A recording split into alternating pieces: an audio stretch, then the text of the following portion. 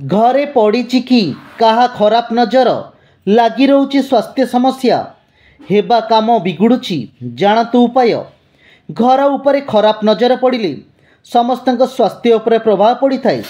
घरे कलह लगी रही नादानी समस्या जोगु घरे अशांति बास करी एमितिरे किपरि आपण निजकु खराब नजररू रक्षा करिवे केउ उपाय गुड़िक आपणकु खराब नजररू रक्षा करिबा पई प्रभावशाली हेबो जानि नियंतु। शुक्रवार घरर प्रवेश द्वार रे अशोक पत्रर एक माळ टांगतु। एहाकु घरे टांगिबा द्वारा सकारात्मक शक्ति आसी थाए। अशोक पत्र को शुभ एवं समृद्धिर प्रतीक भाव में विवेचना करा जाए। घरर द्वार रे एक मयूरर चित्र लगांतु।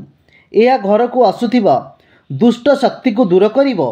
एहाकु लगाइबा द्वारा सकारात्मक शक्ति आसी थाए एवं घरर परिवेश भल रही थाए। मयूर को शुभर प्रतीक भाव में विवेचना करा जाए। जदि आपणक घरे खराब दृष्टि पड़ी तेबे गंगा जल छिंचंतु। यह व्यतीत खराब नजर दूर करिबारे धूपर धुआं बहुत प्रभावशाली। यह घरे सकारात्मक शक्ति आने। शुक्रवार दिन कला घोड़ार नाल को सोरिष तेल रे बुड़ांतु। शनिवार सकाळे एई घोड़ार नाल को बाहर करी सफा कपड़ारे पोछि दियंतु।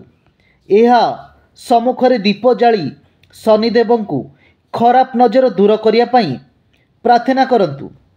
शुक्रवार दिन कला घोड़ार नाल को सोरिष तेल रे बुड़ांतु।